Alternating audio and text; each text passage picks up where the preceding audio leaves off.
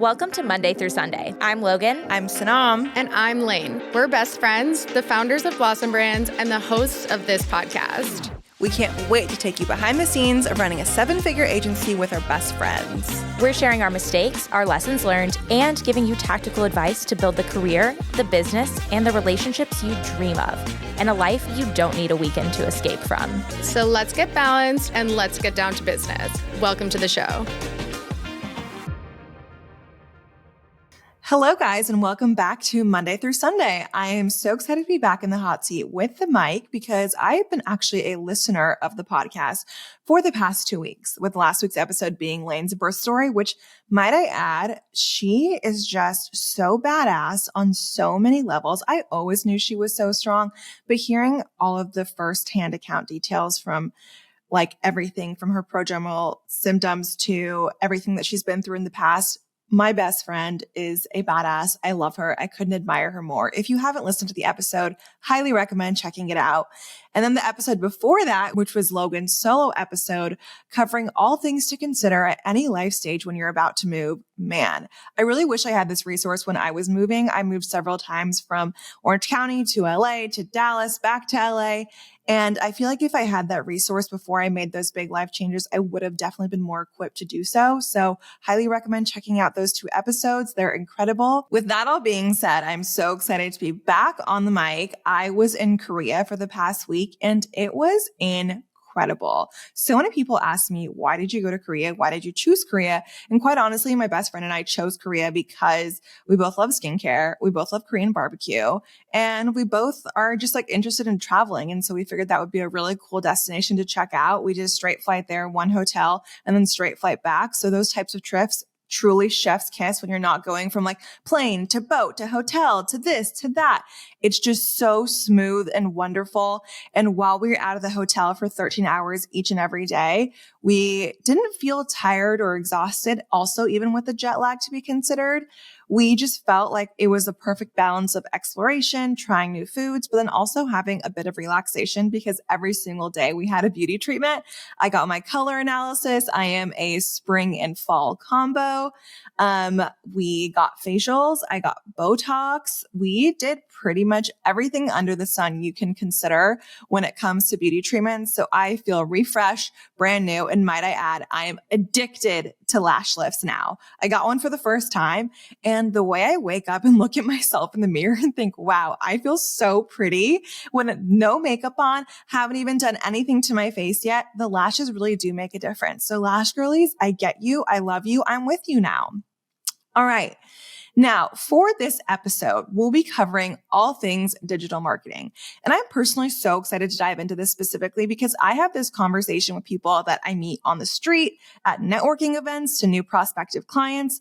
The world of digital marketing is so insanely broad, and I want to break it down into a very digestible level for people that are new to this space, for new business owners, for prospective business owners, for people that are considering starting a new career in marketing. There's so many things to consider when it comes to digital marketing. While this is applicable for business owners at any stage, this is also interesting to listen to as a customer perspective. There's so much that goes into a digital marketing campaign from start to finish. And so maybe it'd be interesting to learn about where you fall in terms of the customer demographic, how you're being targeted, what email flows that you're being entered into. So I hope this is interesting and helpful for anyone, whether it's a customer or a small business owner, a new founder, whatever it may be. The world of digital marketing really applies to anyone and anything. And I think there's so much value to learn from it, no matter what stage you are participating in this process. But that being said, if you are someone that already has a digital marketing presence for your brand or work for a brand and have the experience and want to learn how to level up, let me know. Leave me a comment, send us a DM, send an email. I'll see it. We'd be more than happy to record another episode talking about the ins and outs of how to level up your existing paid media or digital marketing presence. So what is digital marketing? So digital marketing is literally any type of media that you are consuming and that promotes a brand or a product. So for example, your Instagram content, your TikTok content, your TV ads, your email, anything that you see populate organically when you are searching in Google, those are all different forms of digital marketing. And there's two categories that digital marketing falls into. There's your organic side and there's your paid side. So from the organic side of digital media, that is anything inclusive of when you search in Google and you see all of the search results, when you are looking around on Instagram and you see a brand just post about their product, when you are checking your inbox and you see a promotional email from a brand. Those are all different forms of organic media. And for the context of this, organic pretty much is free. Yes, there are different costs that do come in here and there. Like, let's say if you're focusing on paying an agency to update your SEO keywords on Google, or if you're paying a small fee to Klaviyo to send out your emails. Those are all very minor and not considered paid channels. But for the most part, these are all your organic channels. And businesses can scale organically, but I will say there's a lot more heavy lifting that goes into it because there's only so much that you can do to reach these people that you're trying to reach. I would say a big exception of this is TikTok. If you do have some strong viral videos, that can actually change the entire course of your business. But for the most part, most businesses rely on paid media to scale their businesses to the next level. But when it comes to scaling, this can be anything from a small little boosted ad on Instagram that you're paying $10 a day for to a large 8-figure comprehensive omni-channel strategy across Meta, TikTok, Pinterest, Google, and everything in between that goes into that. For context, what Lane, Logan, and myself do over at Blossom Brands is paid media. I have worked with brands on both types of strategies, and every single brand can benefit from a paid media presence, whether it's super small or super large. It can really change the course of your business. But I will tell you, the biggest takeaway is about how you can learn about who your customer is from this perspective. Because when you are paying to play, you're also getting a lot more reporting that ties into what you're paying for. So for example, you can see which audiences that you're paying for are driving the most conversions, where they live, what age they are, what interests they may demonstrate.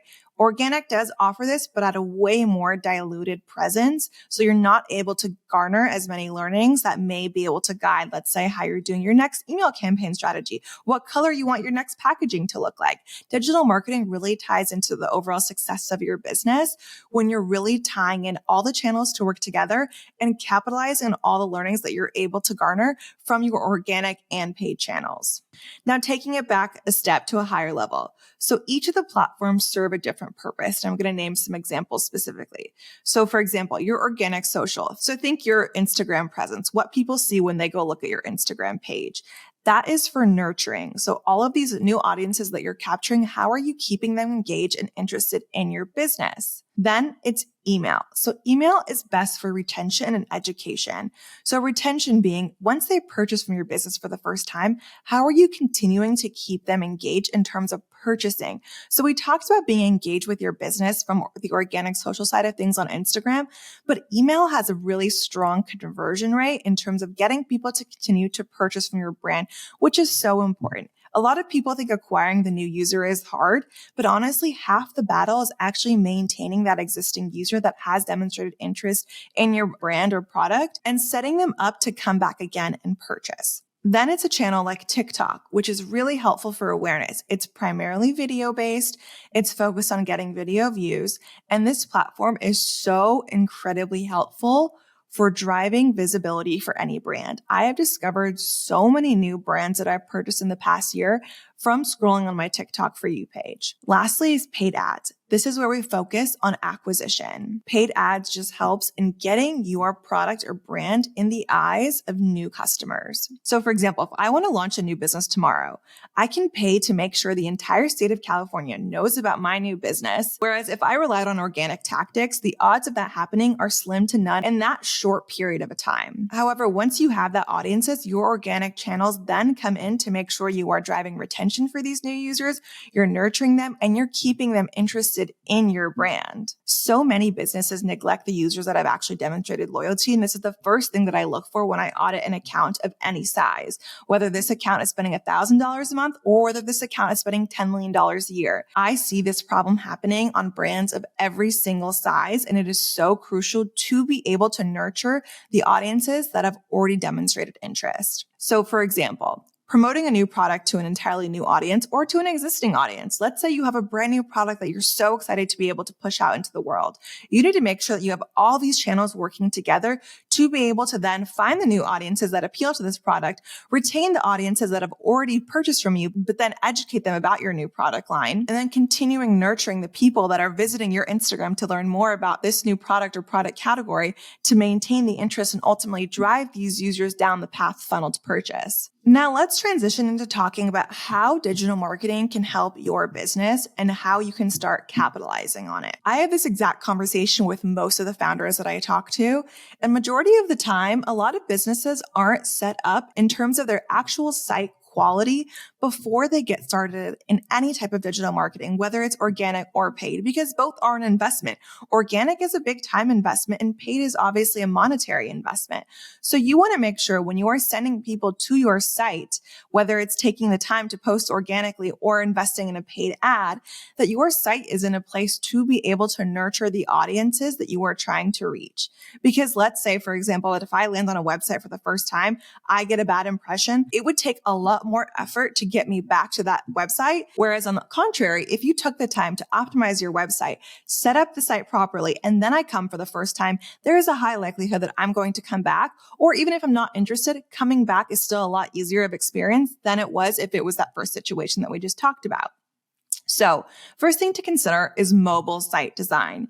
This is one area that I feel like a lot of businesses overlook, which is so mind-blowing to me because 70% of your traffic comes from mobile. You need to make sure it is optimized because when the majority of your traffic is coming on, looking on their phones, it needs to be a perfect experience. So what does this mean? For example, if I'm scrolling, do I have to scroll right or left on your website? The answer is no. I just want to be scrolling up and down. We want to make sure the scrolling experience is as native to the way you're consuming the media as possible. Do the visuals appropriately fit your screen? A lot of the times that visuals that appear perfectly normal on desktop sometimes can be cropped on mobile. That's not a good experience. I've seen literal situations of a hero product being cut off on mobile because it looks perfect on desktop and the developers did not check mobile. That is absolutely the biggest miss that any brand can make because at this point, why are you taking the time to invest in any type of marketing efforts when people can't even see your hero product on mobile? How does the mobile load time look? Is your mobile site speed extremely low? That is important to consider because my patience when I'm on my phone is slim to nothing. If you are taking more than 5 seconds to load a single page, there is an issue. So one tool that I recommend to combat this one specifically is a tool called Google Page Speed Insights. You can literally Google that exactly. You can input your URL. It'll give you all the insights compared to mobile versus desktop, things that you should consider improving to be able to optimize your site load time. Next is I would always recommend ensuring you have Google Analytics set up on your website. It is a free tool and especially easy to implement if you're on a website like Shopify, which most businesses are. For many of our clients over at Blossom Brands, I leverage Google Analytics way more than I do Shopify. It is just a lot more drilled down. And as a digital marketer that's very focused on data to make all of our decisions, it helps us in many aspects of our investments and decision making. Once you have your Google Analytics downloaded, you want to look at your bounce rate. Your bounce rate is the rate at which people are leaving your website without looking at a secondary page. So what does this mean? If I land on your website and if I don't click on anything else and I leave right away, that is considered a bounce. So the bounce rate is the rate at which people are doing that. The healthy bounce rate that you want to look at is 40 to 60%. Something that needs addressing is when your bounce rate exceeds 80%. That's when I would say there's definitely an issue with your homepage, and we need to make sure we fix that before we're driving these new users to your website to then ultimately have them bounce. It's a bad experience, and we want to avoid any type of experiences that could be associated with anything negative. Next is time on site. You want to make sure that a healthy time on site is about a minute. This is, again, averaging your entire website. If people are only spending 15 seconds on your website, maybe there's just not enough for them to look at. Maybe the path isn't clear for them on where to navigate in terms of your website. So that leads me to my next point is using heat maps. You want to make sure that it is very clear as to how to navigate your website. One thing that I see a lot is brands that have a very elevated brand presence is when they often use that elevated jargon that the everyday consumer isn't aware of. So for example, if I'm trying to find a shop all page, but let's say like the word is boutique and I'm a new customer and I think, oh, boutique is probably about finding physical locations, not looking at their actual shop all catalog, then I'm missing the entire purpose of that section, which is the next clear step for me to take and ultimately be able to purchase. But that's not clear to the customer. And so having a heat map in place, which there are so many free apps and websites available to help you use this, gives you that guidance as to understand where people are clicking and potentially where people are dropping off on your website. Now, the last thing I have to say about this is honestly, just have a stranger look at your website and have them share what they think you sell and what your overall brand represents. So many times I speak to brand founders and they're like, oh, this is my entire brand mission. And I get so excited to talk to them about it. And then I look on their website and I'm like, well, where is your brand mission on your website? They're like, oh, well, it's represented through these things. But it's not clear at all to a customer. And when you have to clarify that to me as someone who is very well informed in all things paid media and just general brand presence, there's an issue. So I would say always resort to asking a stranger, what do you think my brand represents and what do you think I sell? And a very clear 2-second answer should give you exactly what you need to know about whether or not your branding and presence is clear on your homepage or if it needs some work.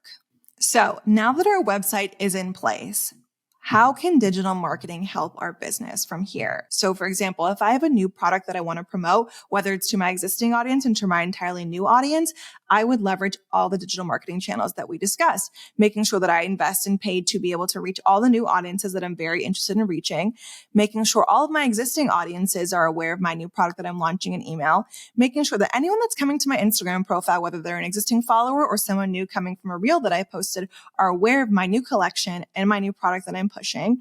And then on TikTok, potentially reaching new audiences with awareness tactics with really cool UGC iPhone style videos that are speaking to my new product that I'm pushing on TikTok.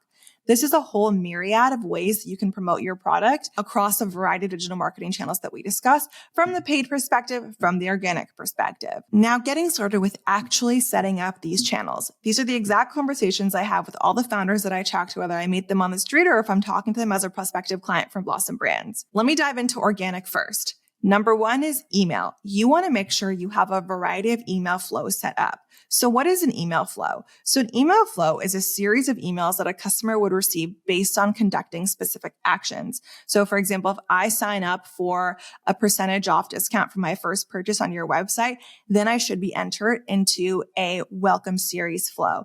A flow is typically anywhere from 2 to 4 emails that speak to information about your, let's say your hero product, background about your brand. Let's say if the founder has a very strong presence, information about the founder and why they created this product or brand.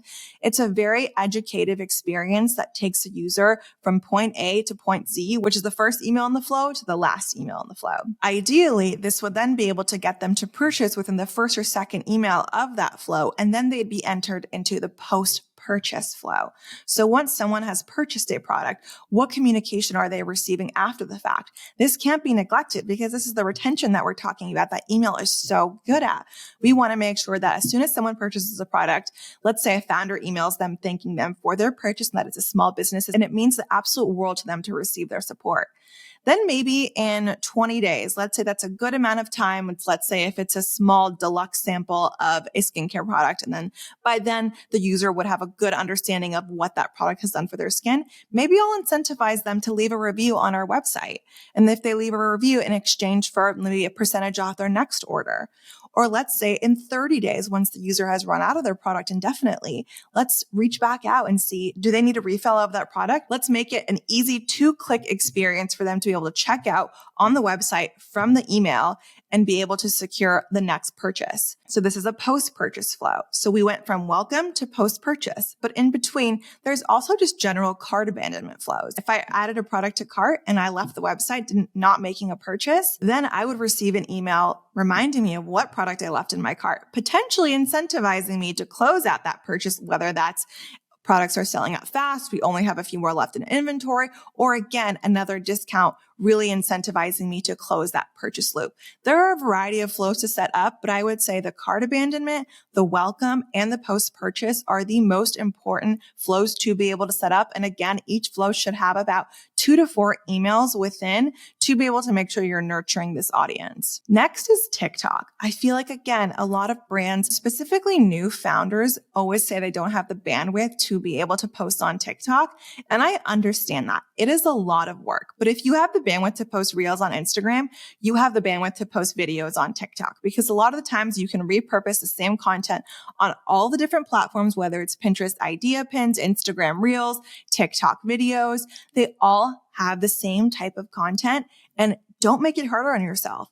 Repurpose the same content, all these different channels. But let me tell you, TikTok virality is real. I have seen tons of businesses change the entire course of their business structure because of one viral video and reaching an entirely new section of audiences that they wouldn't have reached otherwise, whether it was through their paid presence, whether that was through their organic presence, whatever it may be. You can also engage with your audience there. Even if you're getting 1 to 2 comments per video, these are people that are actively expressing interest in your brand, and word of mouth is very strong. You never know what these small comment responses can turn into, but no comment is too small or too unimportant to respond to.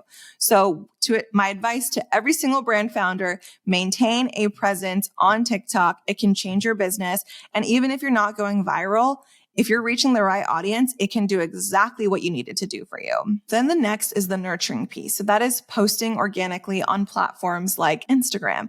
So people that are your followers on Instagram, they are choosing to follow you because they want to stay in the know of what's happening with your brand, whether that's on stories, in feed, on reels. This is an opportunity that you cannot overlook, specifically in stories, because with feed, I understand brands are very aesthetic. They don't want to post too frequently, but Instagram stories is a great opportunity in place to be able to showcase a brand personality.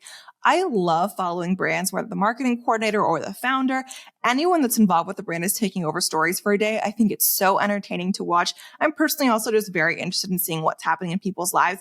I don't want to see a brand's like aesthetic photo shoot, just like still imagery on stories. Like that's great. That's beautiful, but that's for your feed. For your Instagram stories, I want to see your brand personality. This is where you really keep your audience engaged with your brand and you keep your brand at top of mind. There are so many brands that I just forget about when I'm shopping. Then I go back on Instagram and I'm like, oh, I forgot how much I love this brand. Then I go on the website, then I ultimately get a cart abandonment ad, and then I end up making a purchase with that discount that I was then presented. It's a very full circle experience, no matter what touch point that you enter in that circle. And so I always recommend for any brand to make sure that they're maintaining their Instagram presence, specifically with personality heavy stories. Lastly is the paid media presence. So paid media is very, very broad. There's so much that you can do in the paid media landscape, and I don't want to overcomplicate it for you. I would say the first thing that I always recommend to people when it comes to getting started in paid media, and I'm talking like as little investment of like $10 a day, is boosting posts. So what does this mean? So boosting posts is basically taking an existing Instagram post, putting $10 behind it, for example, and getting it in the eyes of more people. It would come across as sponsored because it says sponsored at the top whenever there's money put behind it, but that is okay. That is part of the ad experience.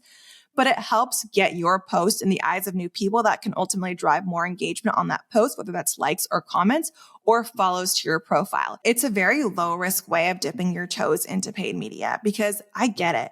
These founders that I talk to, every dollar that they're putting into their business is their own money. That's a very scary feeling when you're just throwing money out into the ether, not knowing what it's going to return for you. So this is the very low risk way that I recommend starting out is, again, that boosted post. Let's say take your top performing post so you know it's going to do well, and you're choosing the audiences that you want to push behind it to be able to get more traction to your Instagram. Because ultimately, what happens if you're not happy with the results? What, you got a few extra likes, a few extra follows? That's great for your business. All of these likes and follows lead to a greater impact that you can't always predict. So when it comes to the tactics of boosting, this is what I recommend. When you're on the Instagram app, Instagram is going to prompt you to boost from the app. Do not do that. Stop. Do not go back home. No. The reason why you don't want to do that is because your options are very limited in how you're able to boost. So you're losing out on all of the learnings that you can gather when you can boost with the way that I'm going to tell you right now. Where you want to boost is under Meta's Ads Manager. So Meta is obviously the umbrella that houses Facebook and Instagram. And in the Meta Ads Manager, so this is what you'd be doing on desktop, not on your mobile app, you can set up a campaign to boost an Instagram post. When you set up a campaign in Meta Ads Manager, you have the ability to be way more detailed in how you set this campaign up to reach the right audience. Meta's Ads Manager probably has 100 times more targeting features on the desktop site than what the Instagram app offers you for context. And when we're doing these things to extract learning. So we want to make sure that we're targeting all of the right audiences that we think would resonate with our brand or product, and then understand after the fact, did it work? Did it not? Because let's say you're doing a more diluted version. You don't really know at the end of the day if this was the right audience for you because you had very little to choose from. So when you can get specific, let's say I want to target people that live in Los Angeles between the ages of 25 to 34 that are interested in doing Pilates, grabbing a matcha with their girlfriend and going to Erewhon to visit the hot bar. Like, you want to make sure that you are getting as specific as possible in what you are targeting to then understand, okay, these audiences did well. So maybe I want to incorporate some of this verbiage into my email retention strategy. Maybe I want to start incorporating some of these learnings into the visuals that I choose for my Instagram feed. Everything ties together in digital marketing. None of the channels are siloed. Everything works together. So if you're grabbing learning from one channel, great. You're applying it to your entire channel because this teaches you about your audience persona. And that is very hard to learn about. There are businesses that spend thousands of dollars on consultancies that create this brand persona without any data to work with. They're like, this is who I think your brand is based off of the branding that you have. And like, that's great. But ultimately, if the data doesn't prove it, then sorry, that data is worth absolutely nothing. And so this is where I recommend starting off when you want to start at a very low investment, but be able to grab those learnings and still have some payoff for the low investment that you're paying is the boosted post. Now, for additional context as to what to expect when you're boosting a post, it'll prompt you with the campaign objective that you want. So the campaign objective is post engagement. So from there, it'll guide you to set up your audience, set up the ad that you want to choose. And so from the ad that you want to choose, you're going to specifically choose an existing Instagram post. You don't have to redo it. You don't have to retype anything. You're just going to go into your Instagram and choose your Instagram post that you want to specifically boost, which I would always recommend doing a post that you feel like A, did well for you, or B, represents your business really well to be in front of new audiences. And then lastly, in terms of monitoring the results, again, you want to do it in the Meta Ads Manager. I've seen a cost per engagement, which is typically your metric of success for this campaign type, be anywhere from as low as 1 penny to as much as 50 cents, but definitely on the lower end. So when you're spending $10 a day, and let's say your cost per engagement is a penny, that is a lot of engagements that you are getting for your very low risk, low cost investment. It is a very good way, an easy way to build confidence as a founder investing in paid media for the very first time to understand what paid media can do for you. Now, from there, once you have that set up and you're confident, there are so many other different campaign types to do. But for the sake of keeping everything high level and brief today, that's the one I'll be covering. But again, if you are interested in learning more about different campaign types to be able to scale your business, let us know, reach out. We'd be more than happy to discuss. There's so much that goes into launching a successful paid media campaign and of course how it ties into your organic channels. But this is the high level perspective that I cover with all the founders that I speak to. And I can't again emphasize the importance enough of making sure all of your ducks are in a row before you enter in any type of digital marketing, organic or paid. You need to make sure your site is beautiful, your site is inviting, welcoming. And then from there, I can guarantee you, if you have a good product that's priced properly, you will have success. So with that being said, that is all things covering digital marketing from a high level perspective. I hope this was helpful. I'm guilty of getting way too deep in the weeds and sometimes speaking a little bit too marketing jargony, but I am here to make it as easy and digestible as possible. So if you have any questions, feel free to leave a comment, DM us, email us. We are so excited to hear from you every single time. We appreciate all the feedback we've gotten from our recent episodes and can't thank you guys enough for listening to us. We so appreciate you and we'll catch you on the next episode next Monday. Bye, guys. Thanks so much for tuning in to this episode of Monday through Sunday. If you're building a career, a business, or any relationships, we know your time is valuable, so thank you for spending it with us. With that in mind, we would be so grateful if you can spare 2 minutes to rate and review this podcast. Your reviews help spread the message to more people that work doesn't have to suck. By the way, if you're looking for your community, join us on Instagram and TikTok at Monday through Sunday Pod. We're all about connecting our like-minded listeners together. Let us know if there's anything you want us to talk about by sending us a DM. We'd love to hear from you. Thank you again, and we'll talk to you on the next episode.